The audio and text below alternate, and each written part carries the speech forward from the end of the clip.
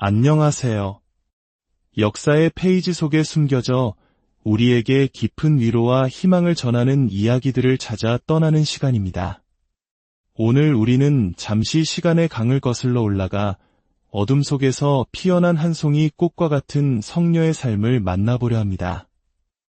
혹시 마음의 고통과 정서적 어려움을 겪는 이들을 특별히 돌보는 수호성인이 있다는 이야기를 들어보셨나요?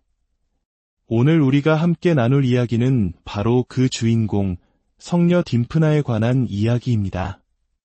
그녀의 삶은 단순한 종교적 이야기를 넘어 인간의 깊은 고뇌와 상실, 그리고 그것을 이겨내는 거룩한 용기에 대한 깊은 성찰을 담고 있습니다. 이 이야기가 지금 이 순간에도 보이지 않는 싸움을 하고 있는 많은 분들의 마음에 작은 위로의 등불이 되기를 진심으로 기도합니다.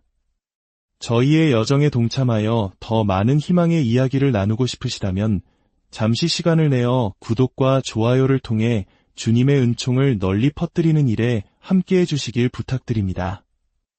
여러분의 작은 손길이 누군가에게는 큰 빛이 될 수 있습니다.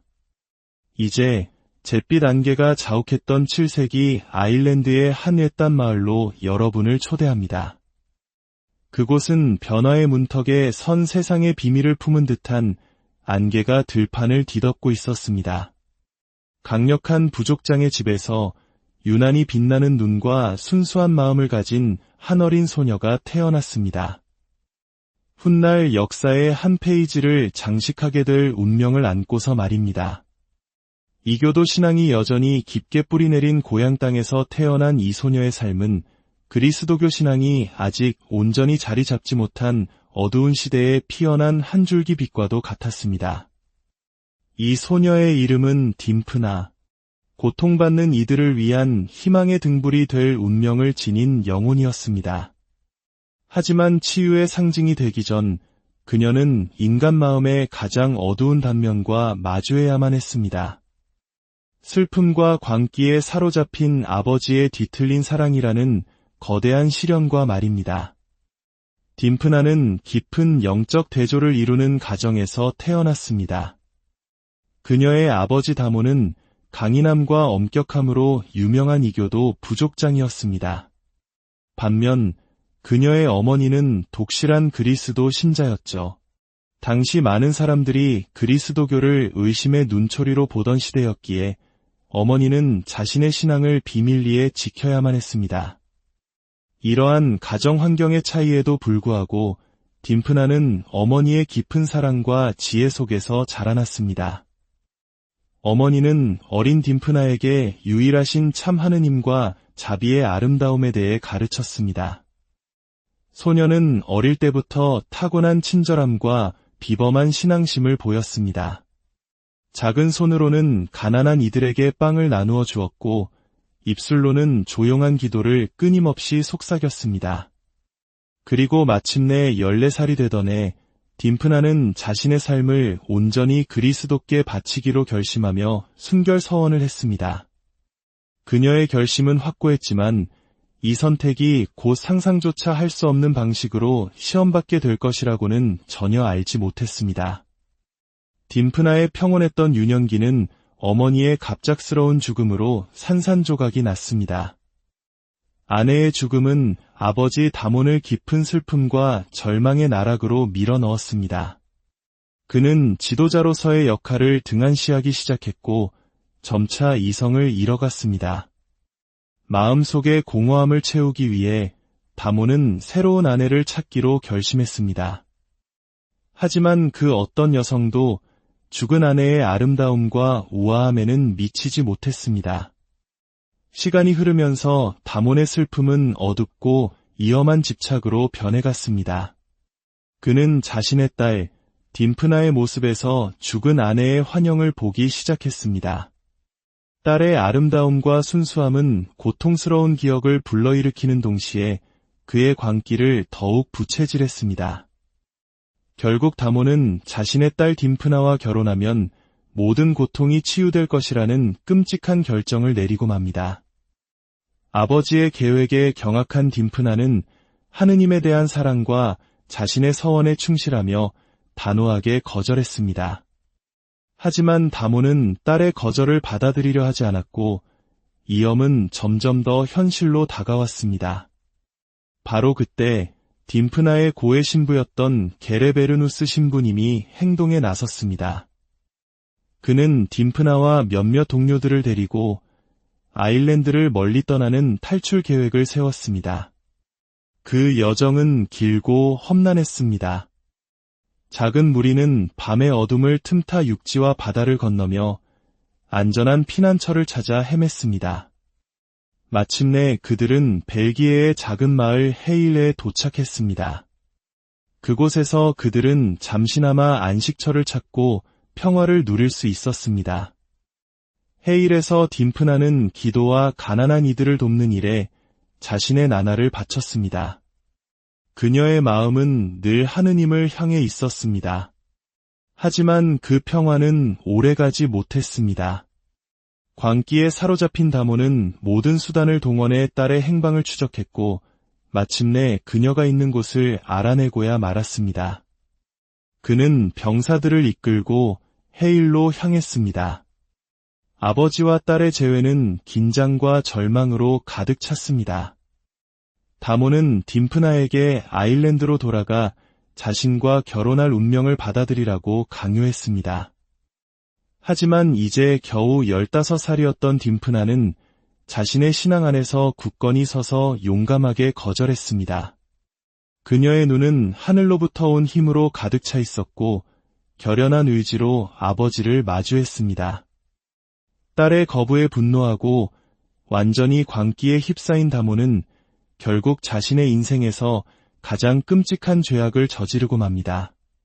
그는 자신의 손으로 딸 딤프나와 그녀를 보호하려던 게레베르누스 신부님의 목숨을 빼앗았습니다. 그 자리는 순교의 현장이 되었습니다. 딤프나의 붉은 피가 땅을 적셨지만 그녀의 순수함과 신앙은 그 어떤 칼날로도 더럽힐 수 없는 채 온전히 남았습니다. 그녀가 순교한 직후 헤일의 주민들은 놀라운 일들을 목격하기 시작했습니다. 어린 소녀가 순교한 바로 그 장소에서 기적이 일어나기 시작한 것입니다. 정신적인 질병으로 고통받던 사람들이 그곳을 찾아와 치유와 평안을 얻는 일들이 빈번하게 일어났습니다. 죽음 이후에도 딤프나는 세상에 자비와 희망을 퍼뜨리고 있었던 것입니다. 시간이 흐르면서 헤일은 성녀 딤프나의 이야기에 영감을 받아 정신질환을 앓는 사람들을 돌보고 치료하는 중심지로 발전했습니다. 마을 사람들은 환자들을 위한 독특한 돌봄 문화를 만들어냈습니다. 중세 시대부터 헤일의 주민들은 환자들을 자신의 집으로 맞아들여 함께 생활했습니다. 마치 우리네 정문화처럼 마을 주민들은 환자들을 이방인이 아닌 가족의 일원으로 품으며 존엄과 존중을 기반으로 한 공동체를 형성했습니다. 이 특별한 시스템은 오늘날 정신건강관리 분야에서 매우 선구적인 모델로 평가받고 있습니다. 딤프나는 가톨릭 교회에 의해 성인으로 시성되었고 정신적, 정서적 어려움을 겪는 모든 이들의 수호성인으로 공경받고 있습니다. 그녀의 순교지는 전 세계 순례자들이 찾는 성지가 되었고 많은 이들이 영적, 정서적 치유를 구하며 헤일을 방문합니다. 그녀의 유해는 지금도 그녀를 기리기 위해 세워진 성당에 소중히 보존되어 있습니다. 성녀 딤프나는 정신건강과 직접적으로 관련된 몇 안 되는 수호성인 중 한 명입니다. 우울증, 불안, 그리고 여러 정서적 어려움에 직면한 많은 이들이 그녀의 전구를 청하며 희망과 위안을 얻고 있습니다. 고대의 한 기록에 따르면 그녀가 순교한 직후 악령에 시달리거나 정신질환을 앓던 사람들이 순교지를 방문하여 기적적으로 치유되었다고 전해지며 이러한 기록들은 그녀가 시성되는 데 중요한 역할을 했습니다. 여러 성화에서 성녀 딤프나는 순교를 상징하는 칼과 그녀의 흔들리지 않는 신앙을 상징하는 성경을 들고 있는 모습으로 묘사됩니다. 이 모습은 그녀의 용기와 헌신을 그대로 보여줍니다. 그녀의 이야기는 오늘날 우리에게 더욱 깊은 울림을 줍니다. 인간의 존엄성과 정신건강을 위한 노력은 현대사회에서도 여전히 중요한 과제이기 때문입니다. 특히 치열한 경쟁과 스트레스 속에서 마음의 병을 앓는 이들이 많은 오늘날 한국 사회에서 성녀 딤프나의 이야기는 더욱 특별한 의미로 다가옵니다. 그녀는 우리에게 고통 속에서도 희망과 치유가 존재한다는 것을 일깨워줍니다. 그녀의 짧은 생을 되돌아보면 그 대가가 너무나도 컸음에도 불구하고 자신의 가치와 신념을 지키기로 한 그녀의 선택에 대해 깊이 생각하게 됩니다.